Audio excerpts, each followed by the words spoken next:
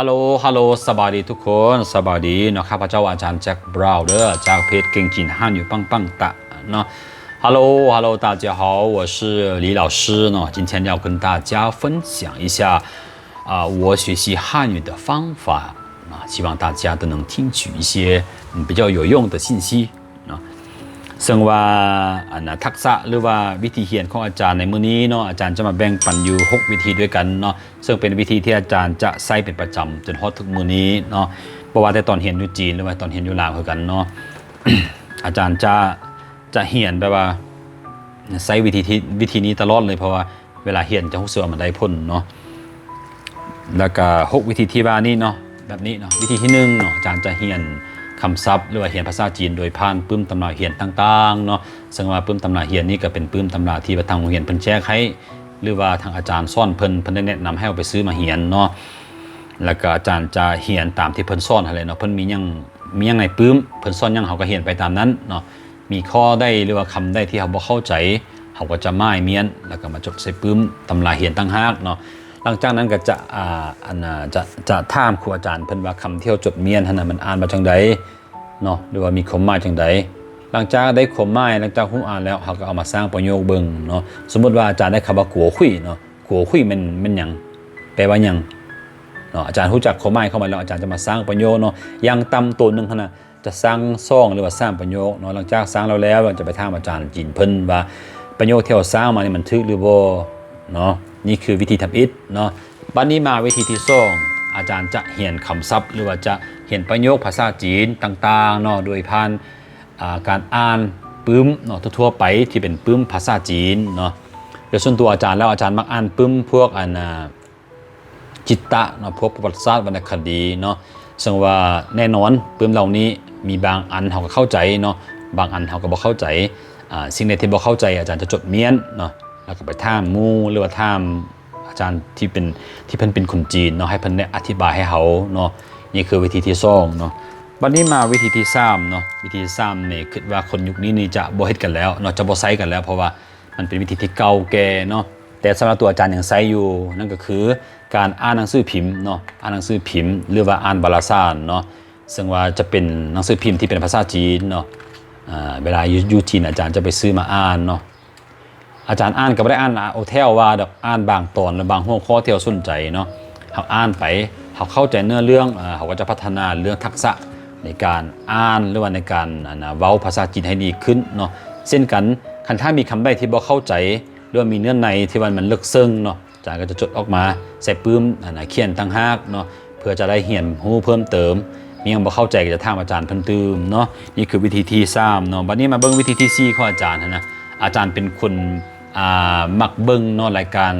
ทีวีเป็นประจำเนาะจะเป็นรายการบันเทิงรายการเพลงหรือว่ารายการกีฬาต่างๆก็สร้างเนาะอาจารย์จะเบิ่งเป็นประจำเนาะส่วนข่าวอาจารย์จะเบิ่งข่าวของซ่องทีวีเนาะเป็นข่าวที่ว่าข่าวทางการที่ว่าจีนเพิ่นได้อ่านทุกๆมื้อเนาะมันจะมีข่าวภาคเช้าภาคเที่ยงแล้วก็ภาคค่ำเนาะอาจารย์จะติดตามเป็นประจำคันถ้าบ่ทันเบิ่งตามโทรทัศน์อาจารย์ก็จะเบิ่งตามอินเทอร์เน็ตเนาะเป็นรายการข่าวเนาะบัดนี้ส่วนว่ารายการทีวีตัวอื่นมันอาจารย์จะเบิ่งเป็นประจำเลยเนาะซึ่งมารายการที่อาจารย์เบิ่งเป็นประจำทุกทิศเลยบ่คาดเลยให้มันยังรายการควายเลาจ้าเป็นหญิงเนาะเป็นรายการบันเทิงเนาะเป็นรายการที่ว่ามีพิธีกรนำกัน5คนเนาะแล้วเวลาเขาเจ้าเว้ามันจะญาติกันเว้าแล้วเราเป็นผู้ฟังนะเขาจะเข้าใจไปในตัวเลยเนาะฟังเรื่อยๆฟังทุกมื้อฟังทุกครั้งฟังทุกคลิปแล้วก็ทุกEP ของเขาเจ้านะเนาะจะรู้สึกว่ามันได้ดีให้การฟังของเราดีขึ้นเนาะได้ทางความรู้ได้ทางความบันเทิงเนาะว่าในรายการทีวีเนาะวันนี้ช่องทางที่5หรือว่าวิธีที่5ที่อาจารย์ใช้ในการเรียนภาษาจีนนั่นก็คืออาจารย์จะมักจะคบหาหมู่คนจีนเนาะ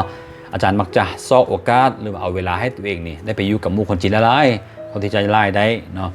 โดยเฉพาะมันยังเวลาวันเสาร์วันอาทิตย์บ่เนาะอาจารย์จะนัดหมู่คนจีนไปกินกาแฟบ่เรื่องมาห้องพักเขาบ่มาแต่งกินเฮ็ดอาหารลาวเฮ็ดอาหารจีนกินแล้วก็ลมกันเนาะลมกันทุกเรื่องที่ลมได้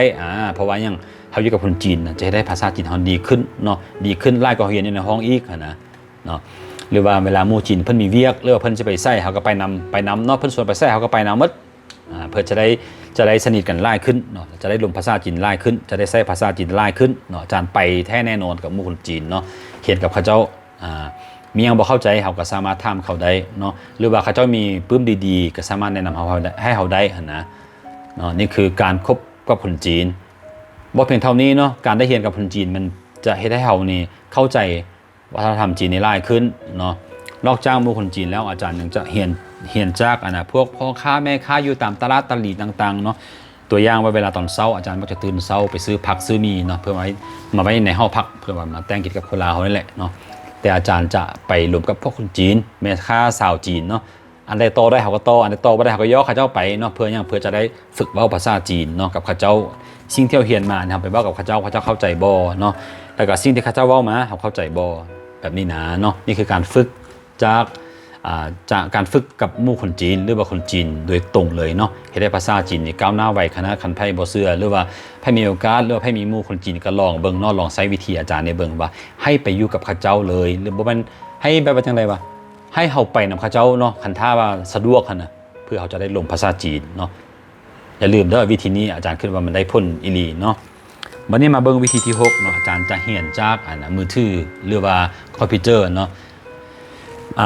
หลายคนคือฮู้อะไรเนาะสมัยนี้ยุคนี้เนาะมือถือมันมาเข้ามาเป็นส่วนหนึ่งในชีวิตของเขาเนาะเรื่องเขาสามารถว่าเป็นสิ่งที่เขาคาดบ่ได้ก็ว่าได้เนาะมือถือจะช่วยให้เขาในการดำรงชีวิตได้ง่ายขึ้นเนาะผูกพันกับสังคมผูกพันกับหมู่คู่คนในครอบครัวก็ง่ายขึ้นเนาะ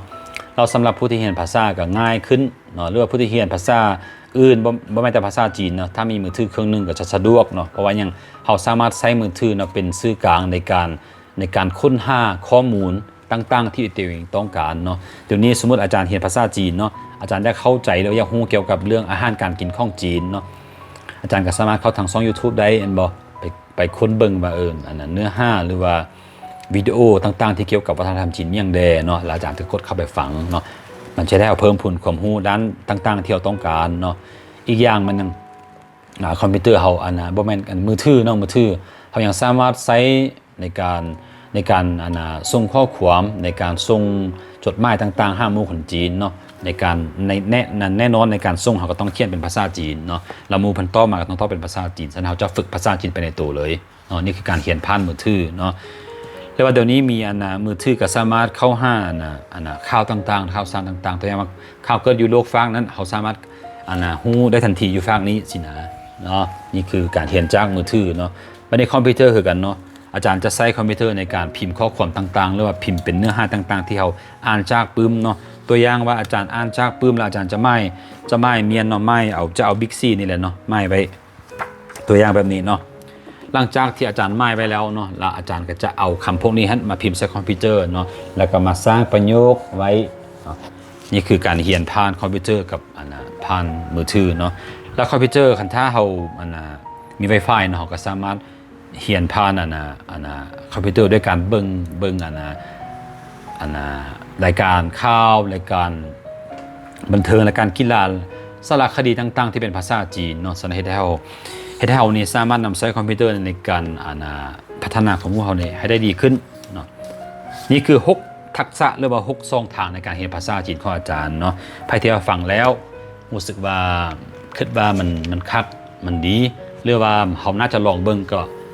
ให้ไปลองเบิ่งเนาะเพื่อว่าวิธีที่อาจารย์แนะนำมาเนี่ยอาจจะมีบางวิธีที่ว่าเหมาะสมกับตัวเองเนาะคันถ้าวิธีที่อาจารย์เว้ามาหันเหมาะสมก็ให้ปฏิบัติไปเลยคันถ้าว่าบ่เหมาะสมหรือว่าเขาใช้แล้วบ่เห็นผลก็บ่เป็นหยังเนาะเขาเปลี่ยนวิธีไปเลยเนาะจนซอกหาวิธีที่ว่าเหมาะสมกับตัวเองหันดีที่สุดเนาะและนี่คือข้อมูลหรือว่า6ทักษะที่อาจารย์ได้นำมาฝากในมื้อนี้เนาะ1มันยังเขียนจากตำราเขียน2มันยังเขียนจากปึ้มอ่านทั่วไปที่เป็นภาษาจีนเนาะอันที่3มันยังเขียนจากหนังสือพิมพ์หรือวารสารเนาะแล้วอันที่4มันยังเขียนจากรายการทีวีโทรทัศน์เนาะโทรทัศน์ทีวีนะรายการข่าวรายการกีฬารายการบันเทิงก็สุดแล้วแต่ตัวเองมักเนาะอันที่5มันยังเขียนจากหมู่เนาะเขียนจากคนจีนโดยกลุ่มเลยเนาะจะเป็นหมู่เป็นพ่อค้าสาวขายหรือเป็นหยังกระสร้างที่ว่าเป็นคนจีนเนาะที่สามารถคบหาได้ก็ลองไปเบิ่งเนาะลองไปใช้เบิ่งแล้ววิธีที่6มันยังนี่คือการเขียนผ่านมือถือและคอมพิวเตอร์เนาะอย่าลืมเด้อคลิปต่อไปอาจารย์จะมาแนะนำเคล็ดลับในการเรียนภาษาจีนแบบใหม่เนาะสำหรับคลิปนี้เคยเข้าใจหลายๆ